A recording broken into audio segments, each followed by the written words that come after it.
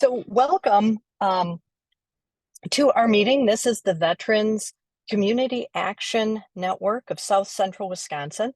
And we ask that on your Zoom labels, if you would please, in addition to sharing your name, will you share your organization with us? That helps us to identify our reach and uh, an understanding of who's participating and gives us an idea of who we need to pursue when we find people who aren't on the line. So thank you so much for being with us today. Here's a look at our what we're going to cover in today's forum. Uh, so we are thrilled to present a panel to discuss the mental health supports available for veterans in our region. We've got John Howell from the Vet Center here. Cindy Krigbaum and Denise Scher are here from Rock Valley Community Programs. At least we hope that they'll be able to be with us. And Jennifer Fahey is here from the Wisconsin Department of Veterans Affairs to talk about the Veterans Outreach and Recovery Program. And that'll be the primary focus of today's meeting. We'll also get some updates from our usual participants from the VA hospital. We've got Jim Bove, the public affairs officer from the hospital, who will be able to provide an update for us. And then also Joey Hoey from the Wisconsin Department of Veterans Affairs, and any other partners that we've got on the boards on the line. Sometimes county veteran service officers like to share what's happening in their counties. We're going to deviate from this this agenda by allowing Jim to kind of hit us up at the top with the VA updates. But before we do that, I just want to. You can go ahead in order, Kathy. That's fine. Oh, okay. Okay. Thanks. Yeah. Well, maybe we might have to do a little delay if we don't get Cindy and Danae on the line. So, but for those of you who are new and joining us for the first time, welcome. And we're glad to have you here. We are the Veterans Community Action Network of South Central Wisconsin. We're the recognized Community Veteran Engagement Board affiliated with Madison's VA Hospital. And that's recognized through the VA's Veteran Experience Office. What we do is we are building a community coalition of healthcare, mental health care, and social service providers that can help fill gaps identified in the service to veterans. We know that the VA is unable to provide every service to every veteran, and they're constrained by federal law and their appropriations. And so the task of the CVEBs is to identify gaps in service and help fill those gaps or bridge those gaps. And so that's the role that we're playing throughout the region that is the geographic catchment area for the Madison VA Hospital. I want to just take a minute to introduce the board members, the VetsCAN board members that we've got on the line with us. Natalie Eisensee is, she's managing our Zoom today. She is also our immediate past president and board member. We also have Keith Lang is another of our board, well, he's our vice president actually, and board member. I think Connie Walker will be joining us. I think she was going to be on late. And I think that is the, did I miss anybody on the line? I think that's who we've got with us today. So we will now go, I see that our friends from Rock Valley have made it on the line. So we're going to move on to our presentation, because I know that we do have folks that have a hard stop at 4 o'clock and will not be able to follow through till 4:30. So we will move to their presentation. at this time. And we're going to start. So the way this is going to work, and I ask everyone's grace to bear with us. This is the first time that we are trying a multi-presenter and panel discussion format for our educational topic. So what we're going to do is we'll start with Jonathan to give us an overview of the vet centers. Then that will be followed by Cindy and Danae to share with us their presentation of what Rock Valley Community Partner Programs performs in the services that they provide. And then rounding out the panel presentations will be Jenny Fahey from VORB. So we'll allow them each to do their presentation. They've been allotted 5 to 10 minutes each. Then we'll follow that with a facilitated or moderated conversation. And then after that, we'll open it up to audience questions. So I would ask you to please withhold your questions until the end, or type them in the chat, as you think of them or as we go, and but we'll address them kind of at the end of the full panel discussion. So with that, I'll stop sharing my screen, and John, you're first up. All right. Let's see. Make sure I get the right one up here.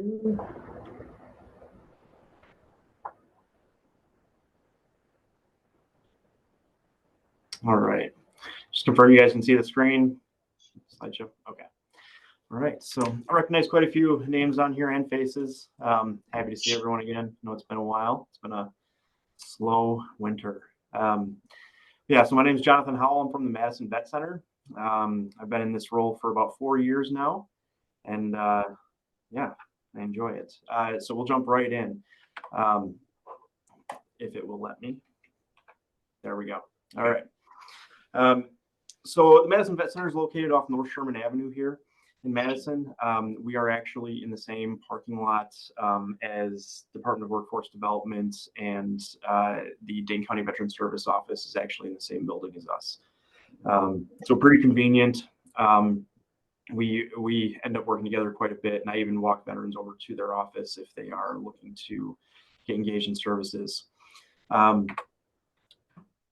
But anyway, our mission at the Vet Center is to welcome home and honor those who have served, those that are still serving, and their families by reaching out to them and engaging their communities to provide them with quality readjustment counseling and timely referral. Okay. Established by Congress in 1979. Originally, it was by and for Vietnam vets, specifically started here in Madison as a Vets House. And then nationally, it was actually stood up, first one out of California. And that was by Max Cleland, triple amputee Vietnam veteran. Obviously, those eligibilities have expanded over the years, which I will jump into in the next slide. And it is no longer just a cut and dry, black and white type kind of thing. Either you were in combat theater or you weren't. It is now very, very inclusive. And we'll kind of dive into that. All right. So we focus on providing services to veterans and service members who served in combat operations, areas of hostility, stateside deployments, or endured military service-related trauma, including military sexual trauma. We also serve their families to support growth and goals of the veteran or the service member. Eligibility is now based on that individual's military experience, including those who are actively serving on the National Guard, Reserves, or Coast Guard. And that does mean in a drilling status as well, regardless of whether or not they have deployed. Okay. So we look for reasons to qualify those individuals rather than turn them away. And if we do find that someone does not meet our eligibility, we do work with community resources to make sure that they are able to find those services suitable to them. First and foremost, vet centers we consider a safe place to talk. Nothing's taboo. Confidentiality wise, it is very, very important to us, and you will be annoyed because I'm going to hit on it multiple times. Prior military service counselors here in Madison, we are 100% staffed by prior military service counselors. Okay. Nationally, the number fluctuates. I want to say it's up to 86% right now of our counselors are prior military service. And those that aren't are more often than not spouses or significant others of those who have served. So they've seen the other side of it as well. Okay, and so they bring those unique experiences to the table, which is good for our service members. Flexibility of hours. We don't just do the normal 8 to 4:30. We have counselors that flex their time to be able to provide services outside of the normal 8 to 4:30, including some Saturdays as well, depending on the need that's out there. We do provide individual, group, and marital family counseling, and we do offer employment guidance. And like I said, we are kitty corn from DWD, so we do liaison with them as well. Obviously, we are part of the VA, so we do liaison with the VA for different services that they are able to provide. We offer benefits assistance. We work very closely with all of our county CVSOs, including VFWs, American Legions, and other community partners. So we offer sexual trauma counseling, bereavement counseling, drug and alcohol counseling as well. With the drug and alcohol counseling, for those that are still on the service side, we do not. Why am I just drawing a blank? We do not offer, what do you call it? Assessments with that. Okay. And the reason we don't do that is because it is not up to us to decide somebody's fit for duty or not. Okay. And that plays into the mental health side as well, which we'll get into. All right. So utilization of virtual appointments. This has been a blessing and a curse for us. The blessing side of it, a lot of our younger veterans are willing to utilize the service. They no longer have to drive into a brick and mortar facility anymore. The curse side of it, some of our older veterans aren't willing to utilize the service, so we've had to get kind of creative in how we approach that. And that's where my bread and butter, the outings and socials, have come in, along with the veteran resource groups. Right now, I have 7 veteran resource groups throughout South Central Wisconsin. I'm going to be adding 2 more to that coming up in the next few weeks. Predominantly one for vets under 30 in Baraboo that are disenfranchised, that may have difficulties obtaining gainful employment. So specifically targeting those individuals to be able to help them, and along with one down in Rock County. With that, the outings and social side has been, it's been great. We've been able to utilize Wisconsin Hero Outdoors and various nonprofits actually to be able to get veterans out and reconnect them with nature, whether it be kayaking, fishing, hiking. We've done biathlon target shooting. I mean, you name it, we've done it. And that list is going to continue to grow in the coming years. So we do offer peer-to-peer support. I am certified peer support specialist, but we do refer quite a few over to the peer support program at the VA hospital, just because our program is quite a bit more robust than ours. But all of this is to bring a whole health approach, and not just, the one-on-one counseling in a drab office where there's no windows, right? We try to make sure that other things are utilized within their treatment to be able to help them along that journey. All right, we have 4 vet centers across Wisconsin: Madison, Milwaukee, La Crosse, and Green Bay. We do have an outstation in Wausau. It's not currently staffed in person. We have 2 counselors working out of there remotely. Yeah, this is just a map of our current catchment area. So as you can see, Madison there in red, and then Wausau, you see that catchment area actually flip-flops between Green Bay and La Crosse, depending on staffing and who's available. And we also have a 24-hour vet center call center line as well, where there's always counselors on the other side of that line to answer the phone, which is, it's pretty convenient. Not only if we have vets that stub their toe and they just want to call and yell at somebody, and it helps them. But also if we have veterans or service members who may not be able to make an appointment time and it's outside of the normal hours and they can't reach us, they can leave a message via that if they need to. And also, obviously, if anyone is struggling and looking for help as far as that goes. All right, so the confidentiality piece. Like I said, this is big for us. We utilize a separate and confidential record system from the big VA. And with that, so the VA medical centers, as I should say, and the VA system overall nationally does not have access to vet center records. Okay. So no information is released without that individual's consent. Obviously, there are caveats to that, and that's duty to warn. So if there's thoughts of harm to others or self, then we do take appropriate action, but we make sure that the individual is not broadsided by that. They're included in that process. You know, it's not just happening without their knowledge. With that, we will not prescribe medication, and we also do not diagnose. Okay. All right. And most recently, since we opened up our eligibility in the last 3-ish years, those who are still serving Guard Reserve side have sometimes been hesitant to receive services just because they're afraid that they will get red flagged. We know in the past that that has been true. We have seen the Army now going back and turning over bad conduct discharges and things of that nature that are due to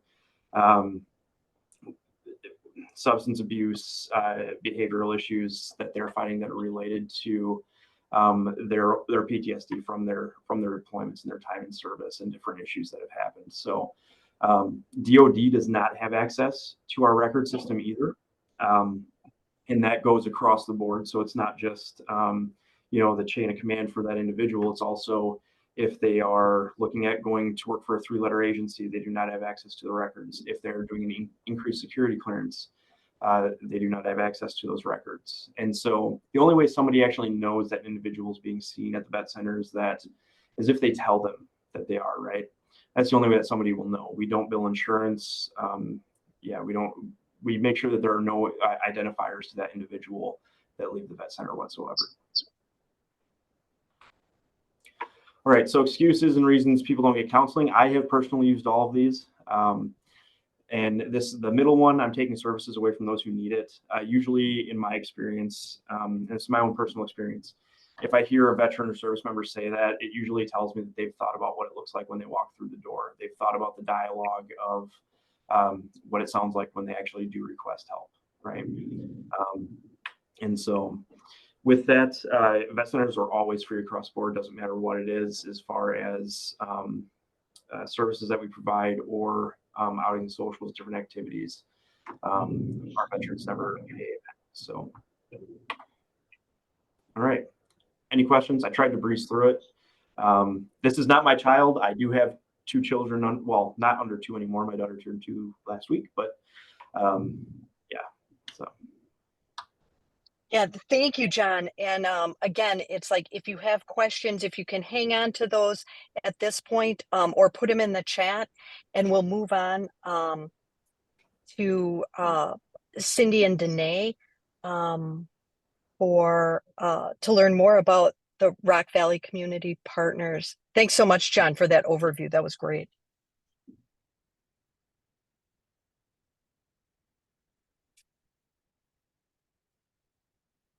Cindy or Danae, are you? We're trying. Okay, yes. Okay. Do you see our screen? Well, let me see. Oh, Share. Let's see here.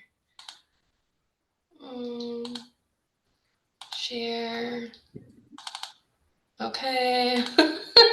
Sorry. It's okay. No, that's okay. No. Perfect. Let me see here. View. Nope. Or slideshow. Go to slideshow. Slideshow. I feel really bad that I don't know. Oh, right here. Okay. Yep. From beginning. Okay. Okay, good. Do you see that now? Yep. We see your slide. Yep. Okay, wonderful. Okay. And you can, I think they can still see us. Yeah. Okay. Okay, so my name is Danae Shear. I've been working here for 10 months at Rock Valley Community Programs. And my name is Cindy Krigbaum, and I've been here for 3 years. We are a homeless GPD funded program.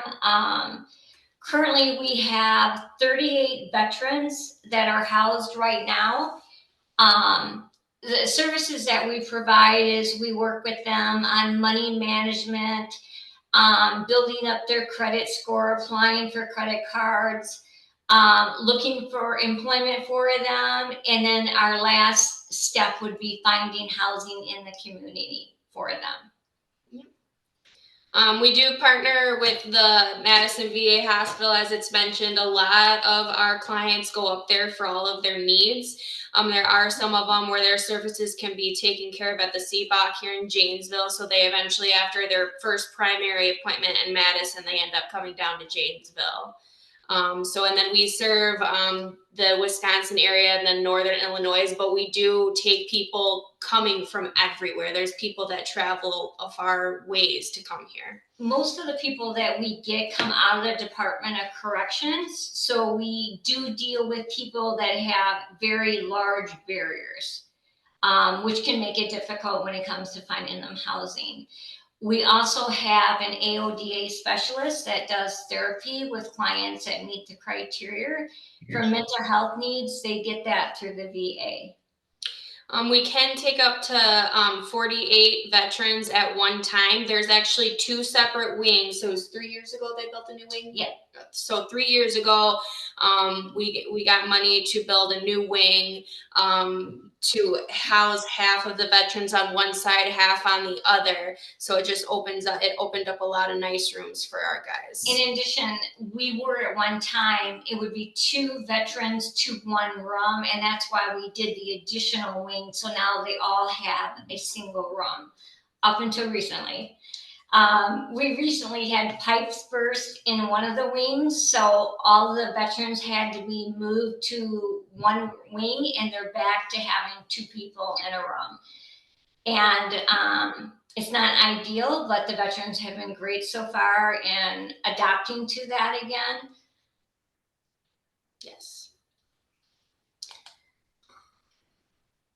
So it's just kind of gives a overview of what we do. So we give housing to our veterans up to 2 total years. We try not to have them stay that 2 total years. You want them to get too comfortable.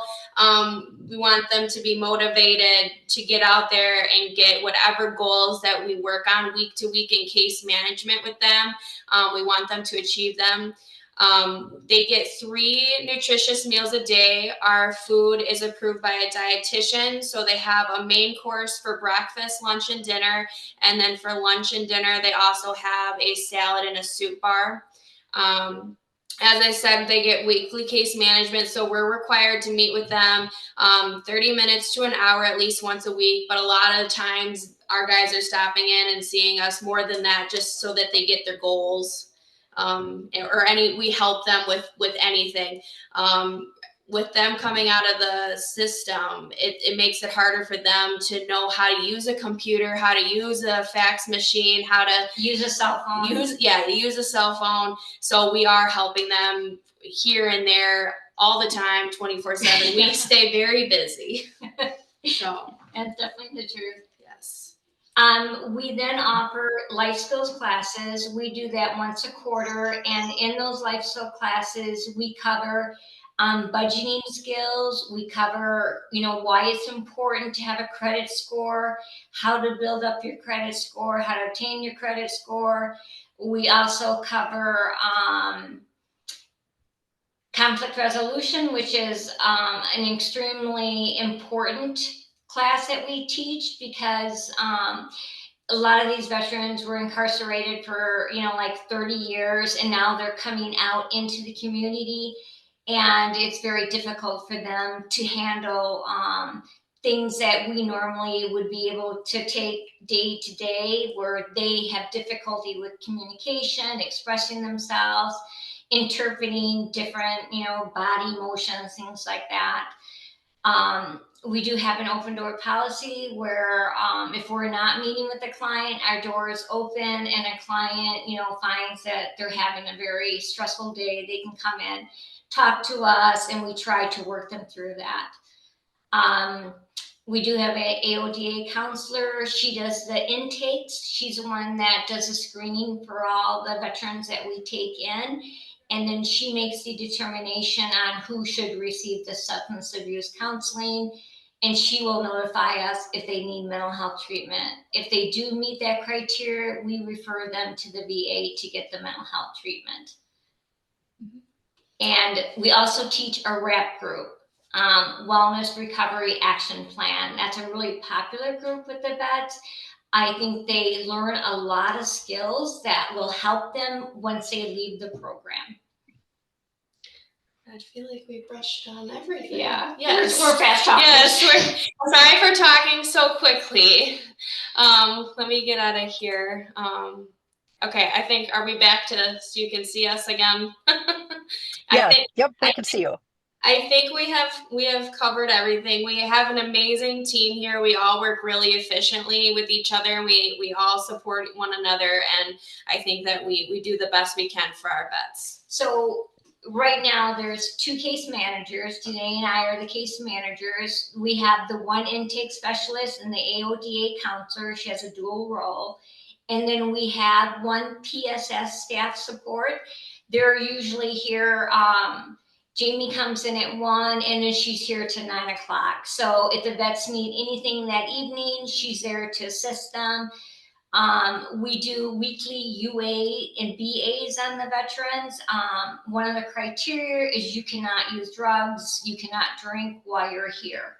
So if they repeatedly come up positive, then we, try working with them, give them warnings, but if they continue to abuse, at that point, we have to discharge them from the program. So one thing, just to clarify, for those in the audience that are not familiar with GPD, which you mentioned at the top, can you explain to us what the GPD program is and kind of the level of service that you provide within the GPD grant? Sure. The GPD we're a non-for-profit agency and we get paid for everything that we provide here through the VA. So we have a VA liaison that we meet with every single week. She comes here every Tuesday.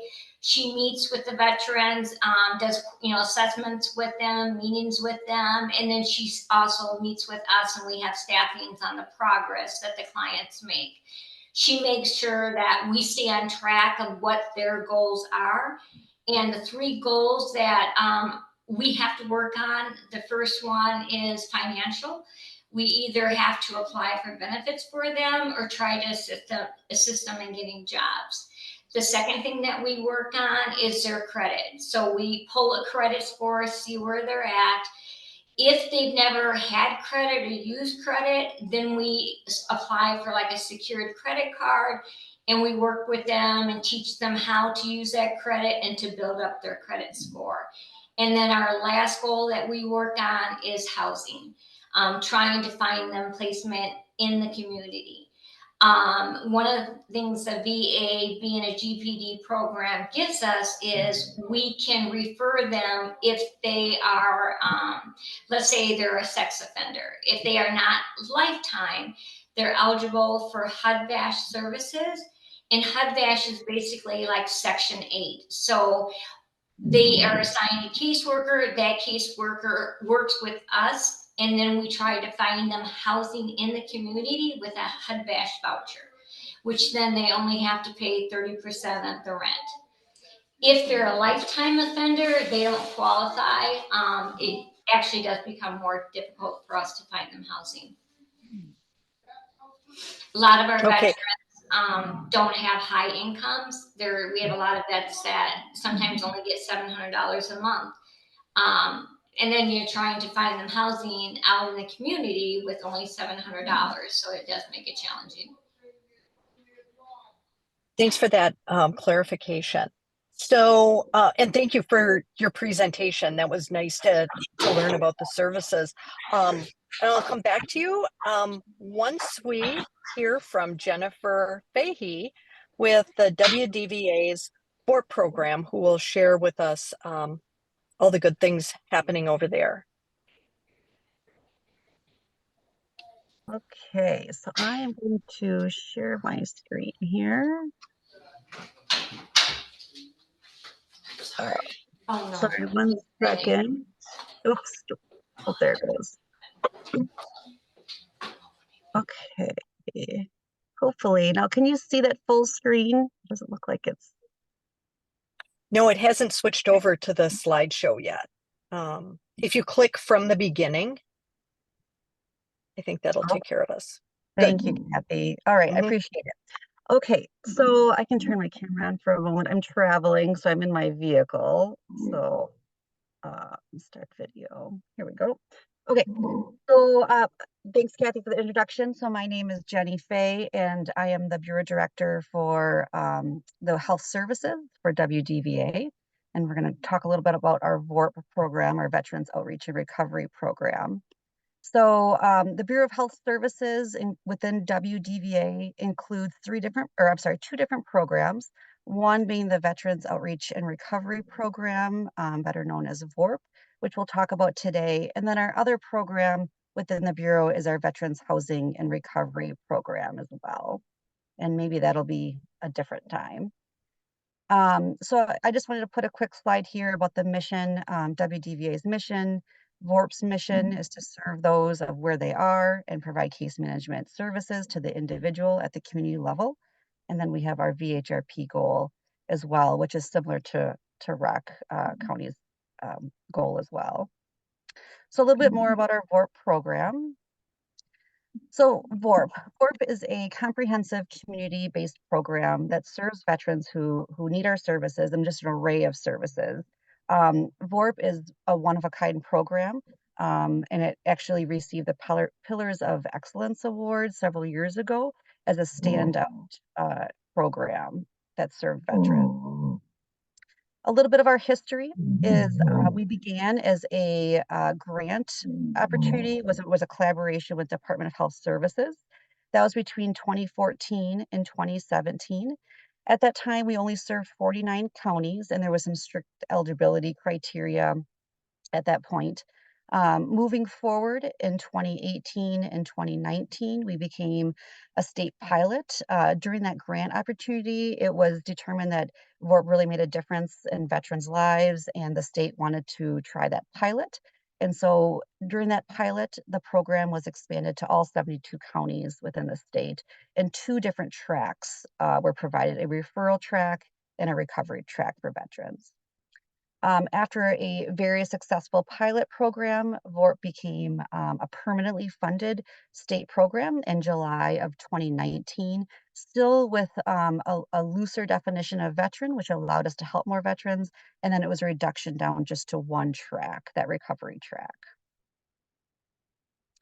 So VORP today is permanently funded program. It's throughout the state. It used to be that there was a requirement of homelessness or a diagnosis. That's no longer the case, which is really helpful for the veterans that we can serve. We do provide case management services. This is a completely voluntary program for our veterans. Veterans that are going to be involved in our program do need to agree to participate in case management services for whatever their need may be. It may be housing, it may be substance use, it may be transportation, it might be vocation. It's just there's an array of different things. It's no longer that pigeonholed into homelessness. We do serve veterans who are in crisis. So we try our best to serve veterans and try to head off those crisis situations, however they do occur. So a veteran may be in crisis, need our assistance. We may work with our local county officials, but we are not necessarily a crisis program where we are not operated 24/7. We do serve, again, all 72 counties.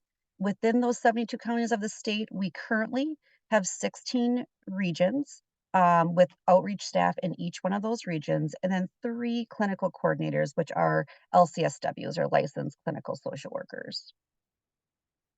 So here's just a map of what VORP looks like today.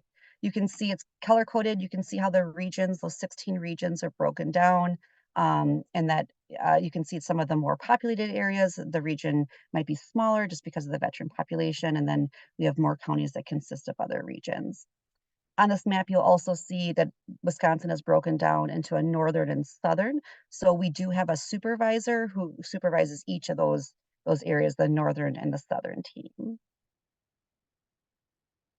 So some criteria for enrollment in VORP is that, so serving in the National Guard or Reserve is a component or a component of the armed forces.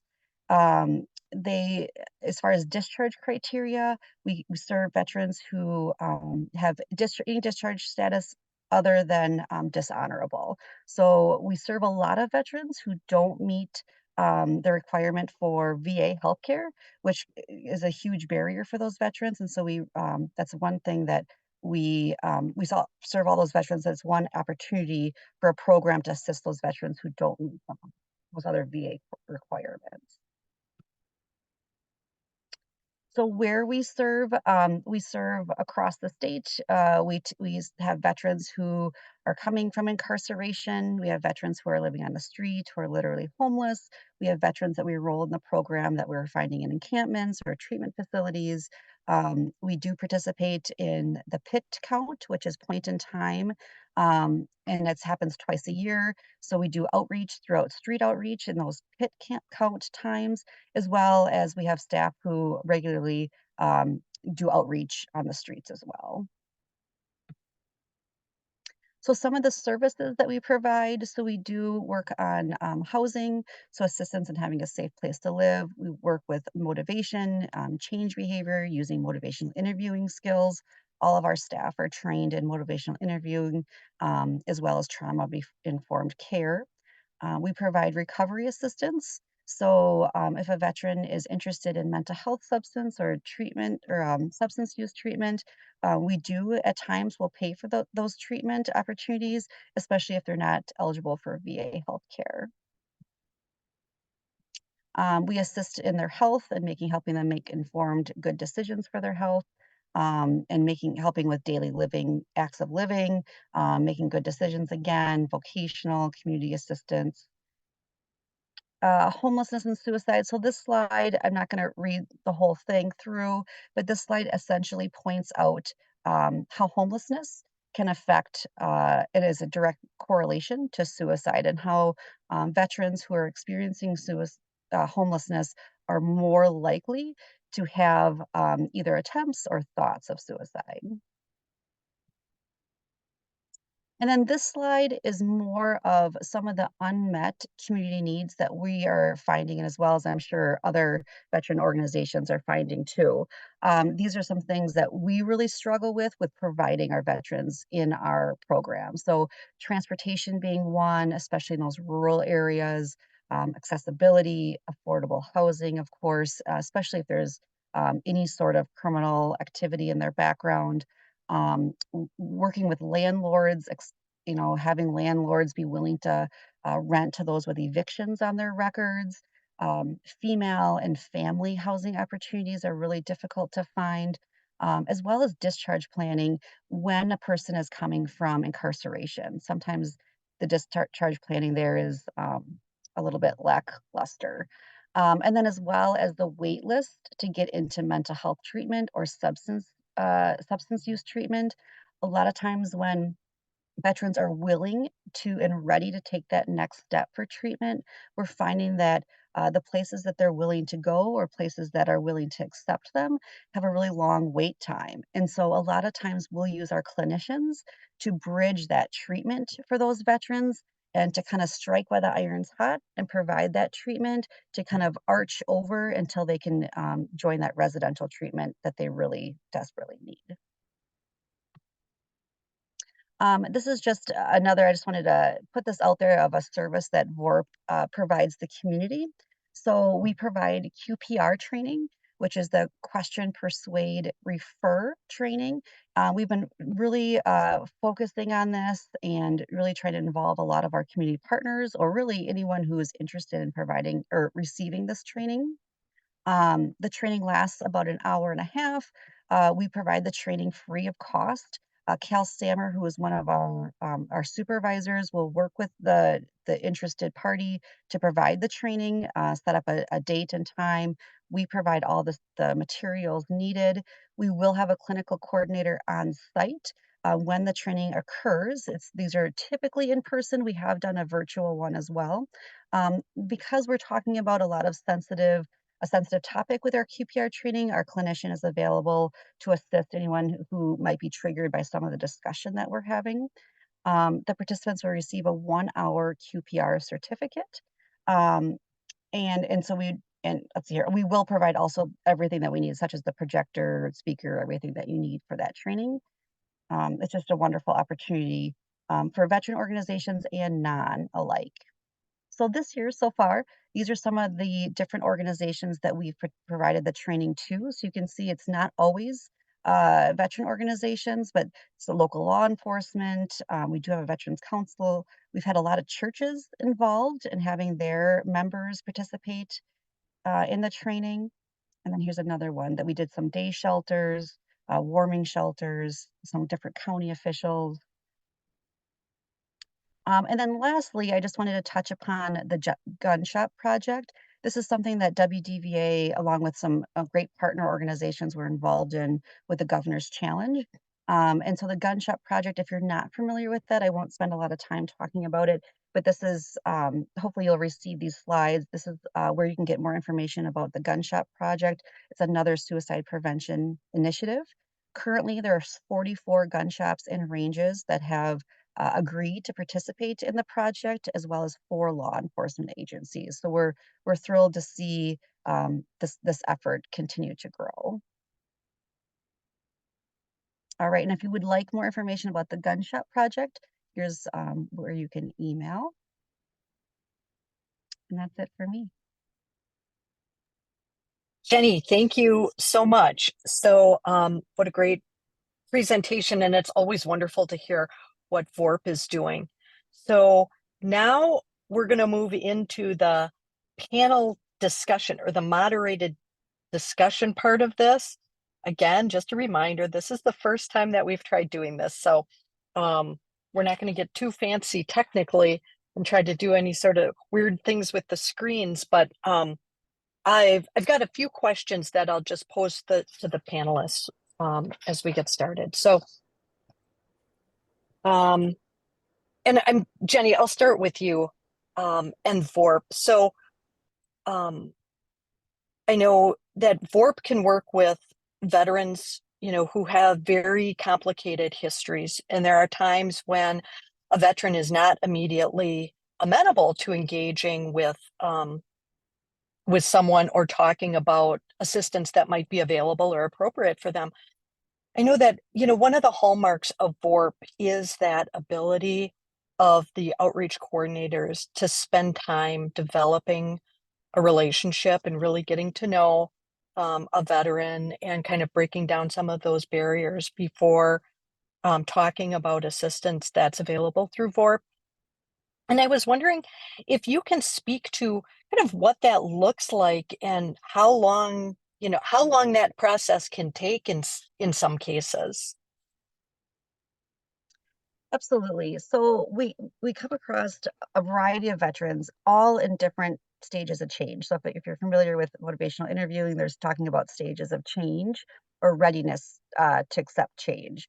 So all of our staff, it starts with that training that our staff go through with motivational interviewing and talking with a vet.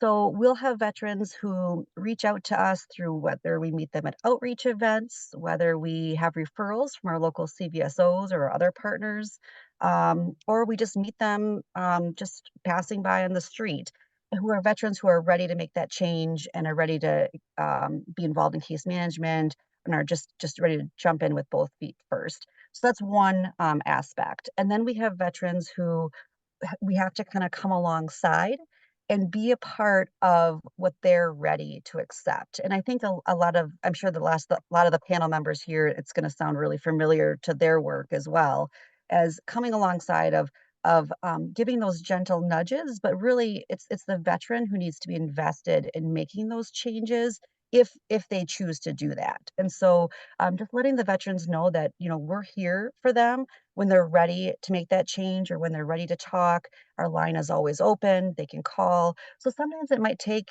a few phone calls. It might take months. It might take 6 months. It might take a little bit of back and forth. It might be a check-in, a text message. It might be a quick phone call. It's really, really situational with that veteran, but it really shows that our staff are really well trained. They know how to make those connections.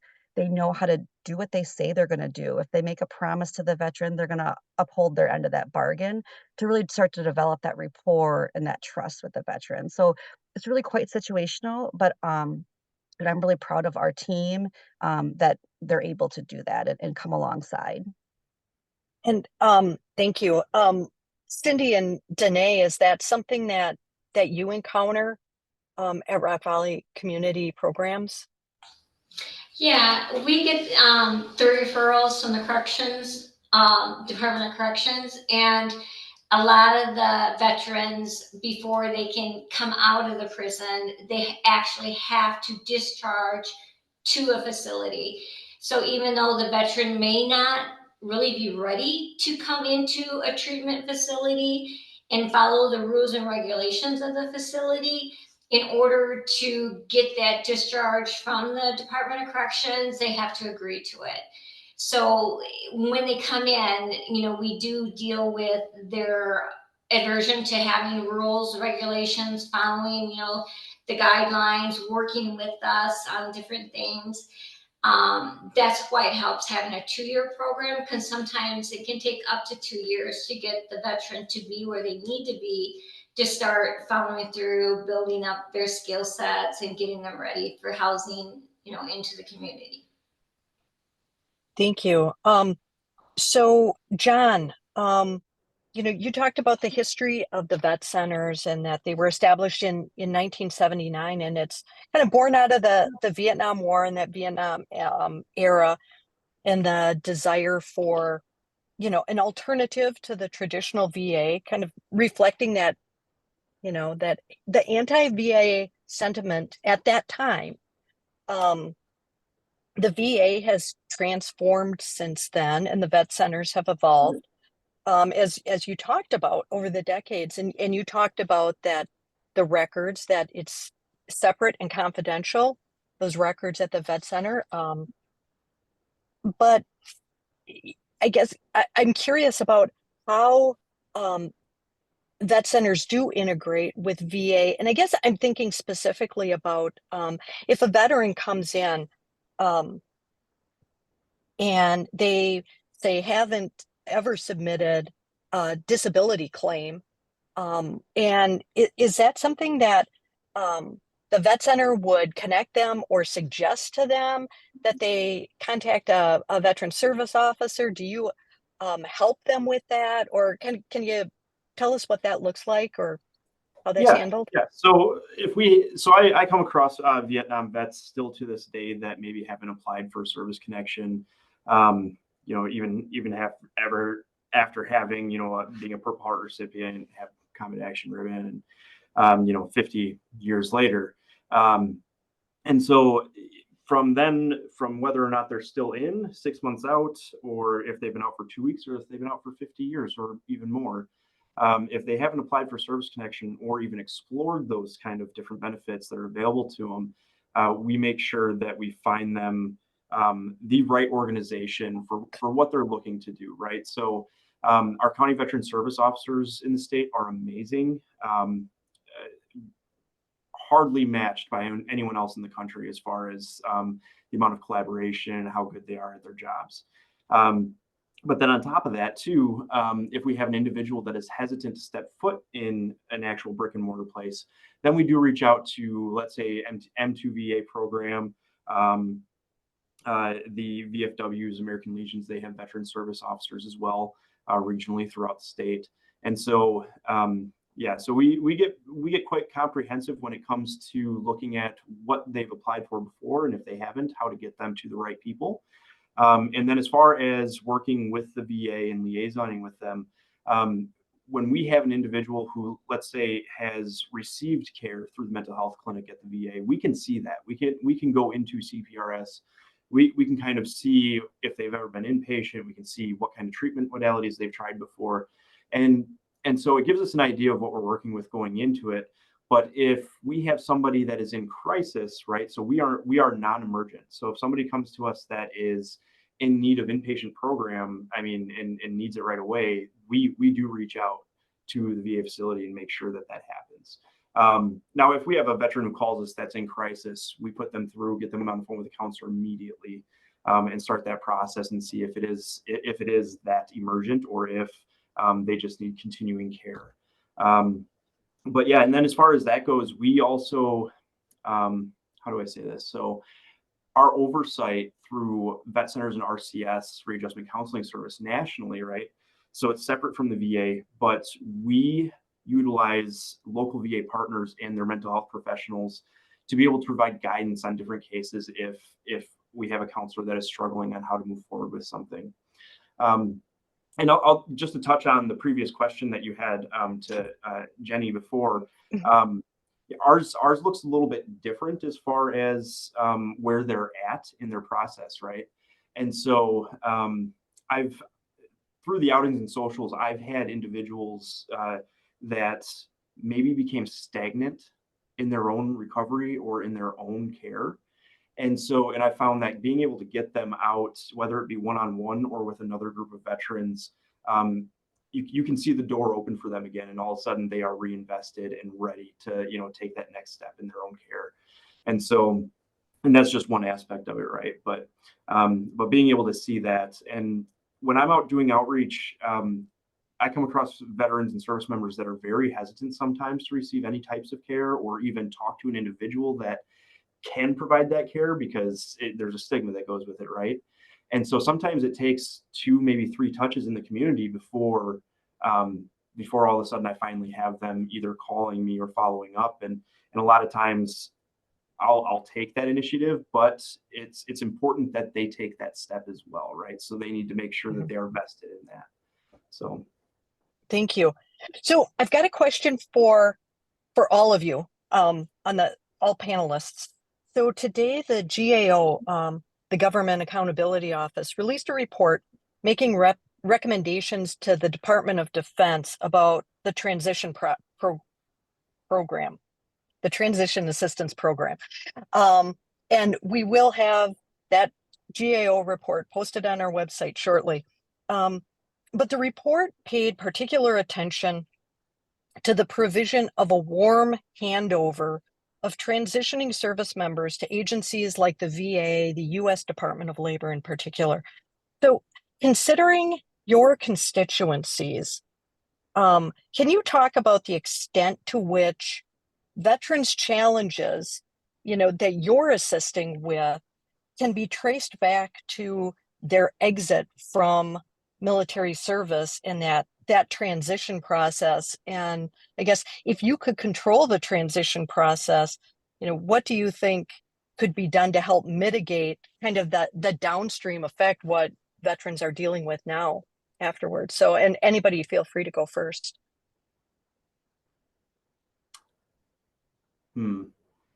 Depends on how transparent I want to be. So this is from my own personal experience, right? This isn't from the vet center side, but when I transitioned out of the Marine Corps, when I returned from Iraq on a combat deployment with Anti-Terrorism Battalion, they had disbanded that unit on Camp Lejeune and they stood up 2nd Battalion, 9th Marine Regiment. And when they did this, and we came back, myself and about 30 other Marines were considered short timers. We had about 2 to 3 months left in the Marine Corps before getting out. And then the rest of our Marines were folded into that new unit and getting ready for a follow-on deployment to Afghanistan. But during those 2 to 3 months, I can say forthright that a lot of us, well, actually all of us out of those short timers didn't really have anyone to report to. And I think it was just somewhere along the line, somebody dropped that ball. And so our transition, while we did go to a TAPS class, somebody had signed us up for it, we went to it, but that was it. You just show up just to sign your name on that line, and then you're, free for the day, right? And so being, 22 years old and having that freedom and flexibility where you're not checking in with anyone, you saw some service members that started to self-medicate, especially coming back from a combat deployment, right? And I can say firsthand that has transitioned into their civilian life. I struggled with it when I left active duty and started going to college, almost failed out. And it was because I didn't know how to deal with is the wrong word, but that's the only word that's coming to mind. But I didn't know how to deal with what I had experienced. And because you don't understand the depths of it, right? And it wasn't until quite a few years later that my predecessor, Dave Hosking, and I were on our way to go to a veterans outreach thing in northern Wisconsin. He kind of looked at me and he's like, "Have you ever thought about getting help at the vet center?" And I knew Dave. Dave and I were very close, but yet I never really bothered to ask what it was and what it was about. But looking back on it, if I would have known that information, it would have been a very different transition for me. And so, yeah, there are some things that are coming down the pipeline on the federal side as far as those that are transitioning out and automating that touch point process before they enter the civilian side of things. So I can't specifically say what it is just because we're waiting on a go live date, but it is. So more to follow, and we'll look forward to that. And maybe another conversation in the future. Jenny or Danae or Cindy, did you have any thoughts on that transition process and its kind of after effects with the veterans that you serve? What I have found that is with some of the veterans, once they get out of the service because of injuries, they were given like hydrocodone, which started the addiction. And then now that we have the awareness of the addiction with the hydrocodone, they were suddenly taken off the hydrocodone. So a lot of the veterans then tended to self-medicate with alcohol and other forms of drugs. I think that before they were discharged, if they were taken off the medication at that point, instead of once they're out of the VA, it might have helped with more of a successful transition.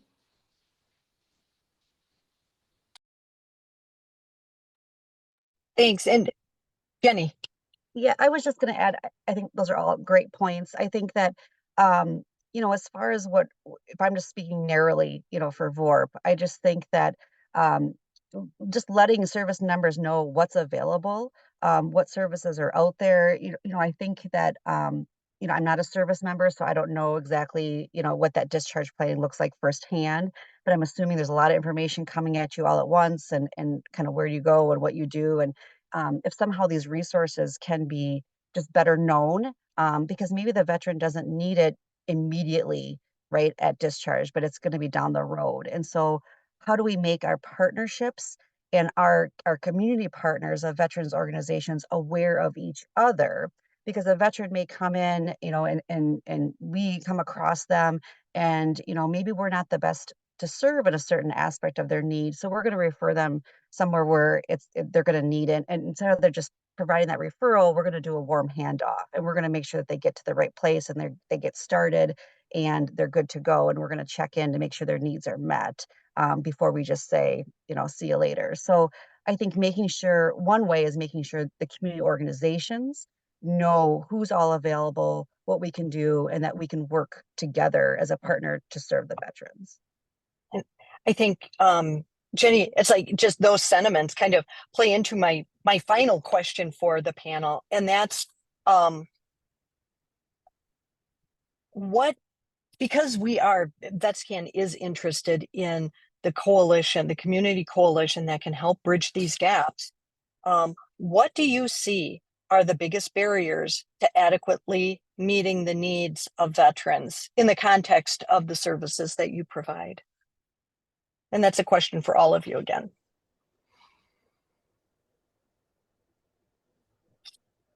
I think one of our biggest needs, I think I had it on one of my slides, is transportation in rural areas, getting veterans the mental health treatment that they need or the substance use treatment they need.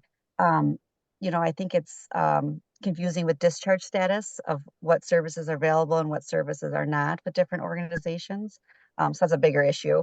But I think transportation is definitely a huge one, just whether veteran or not, and especially in those rural areas. Yeah, and I see Cindy and Danae nodding your heads and agreeing on the transportation issue. Did you have any other barriers that you would highlight, Cindy and Danae? I know that you guys, your time is running short, that you guys got to get going. So Cindy had brought up, getting them prepared so housing is a really big issue in our area right now. It's very, very hard. It's very, very hard.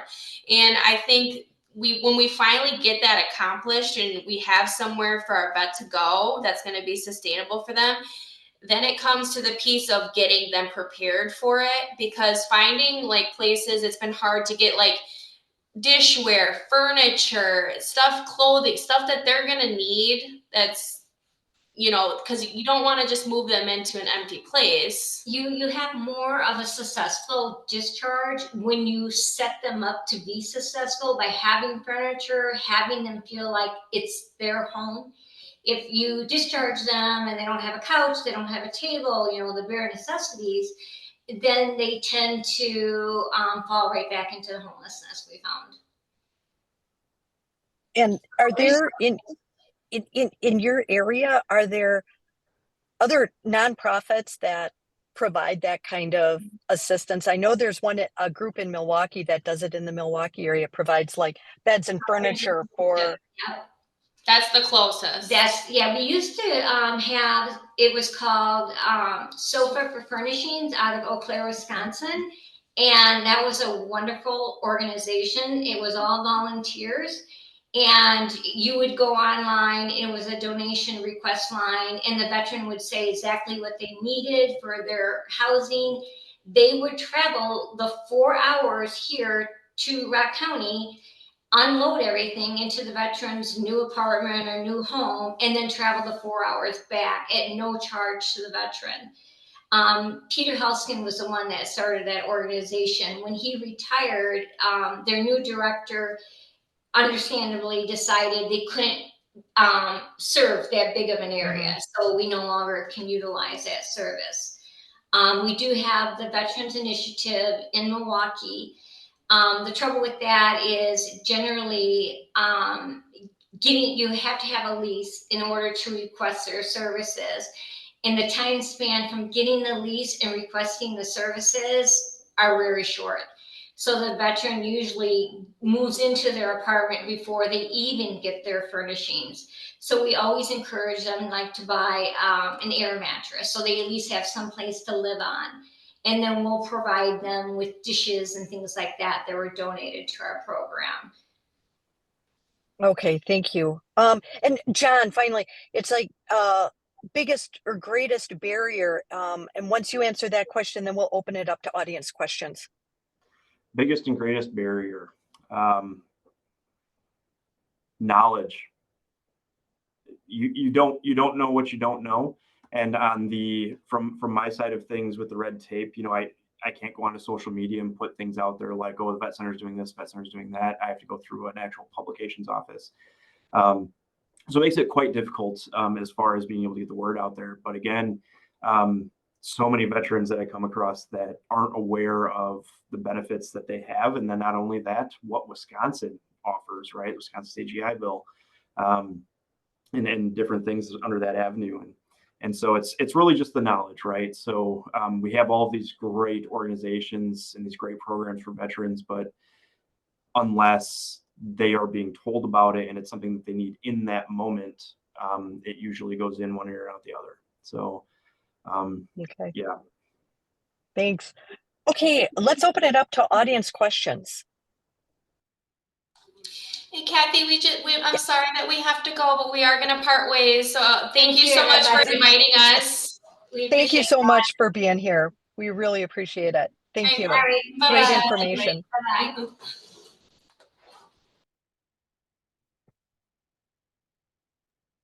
Bye-bye. John, could I ask a question?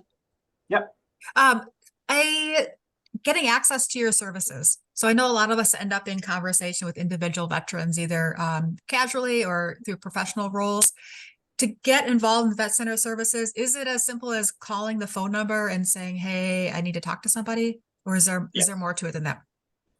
It is literally that simple. And then when the veteran comes in, we do a veteran intake form to be able to get basic information from them, where they served, when they served, specifically what they're looking for assistance for, right? So if somebody has experienced military sexual trauma, you're not going to ask them when they first come in, you know, well, if they're not presenting with any other symptoms, you know, you're not just going to hit that head on. And so you fill out that veteran information form and they can put that information on there. So then, you know, going into it that there's certain sensitivities that you need to have. So, but yeah, it really is as simple as a phone call and saying, hey, I need to talk to somebody. And so and to be forthright, even if we have a counselor that's, let's say somebody calls and we don't have a counselor that's available, we'll pull a counselor out of session if we need to, if they need to speak to somebody right at that moment. We have no issue doing that. Thank you.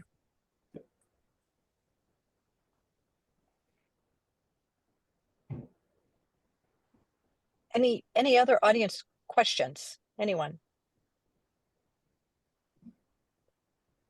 Okay, well, I guess that's it then. John, thank you very much. Jenny, thanks so much for being here.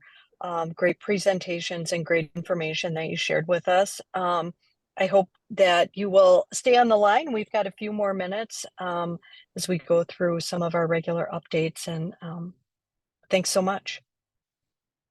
Yeah, thank you for having me. So we're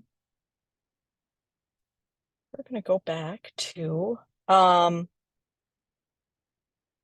so our updates now for our little round robin, and we'll start with Jimbo from the VA hospital. Hi, everyone. Appreciate that panel discussion. It's very enlightening.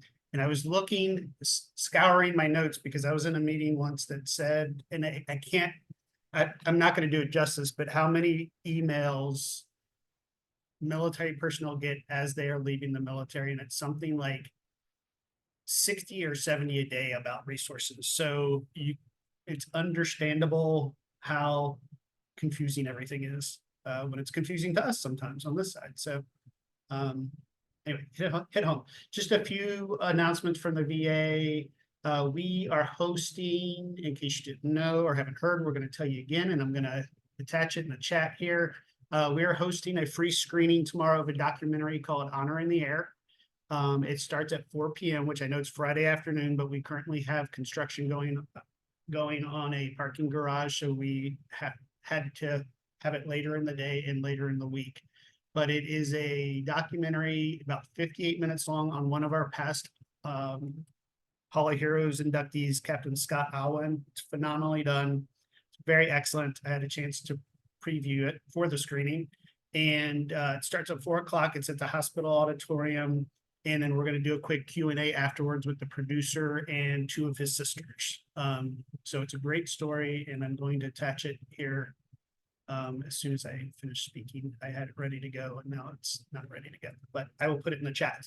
And then the only other thing, unless anybody has any questions, just an update on our construction sites. We have 2 clinics that are going to be coming online here within a few months, fingers crossed, both up in Baraboo and then the one on East Madison. Baraboo's slated to open, it's looking like June, early June, and then East is looking like July. So certainly by the end of the summer, I would hope that everything is up and running, and you'll be getting information about the ribbon cuttings. Very welcome to come, and you will certainly be invited, and hopefully you can join us. But other than that, pending any questions, that's it from the VA. Thanks, Jim. Great news, and that'll be great service to veterans in Baraboo and then the east side, Madison. And that east side one, is that on East Wash, or is that out by American Parkway? American Parkway.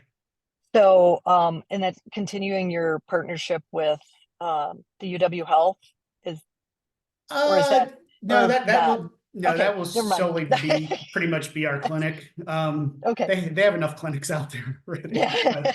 But it is good. So we've got a new tool from National where we're able to at least get an idea of where most of our vets, kind of our untethered vets, are. And there's a huge population in that Sun Prairie area in East Madison. So of course that all went into the planning, and that's probably why they decided on that site. But so it's definitely needed, but we're looking forward to it. Excellent. Looking forward to seeing that project come to finality, and that those ribbon cuttings. So any questions for Jim in the VA hospital? Okay, well, thanks, Jim. Joey, what's new from the Wisconsin Department of Veterans Affairs? The legislative session is wrapped up and I had forwarded a list, just a little, I apologize, I didn't get it to everyone ahead of time, but there's a breakdown of legislation where it ended up, veteran-related legislation, everything that got introduced and where it ended up. And either hopefully Kathy or Natalie can pass it along to the group.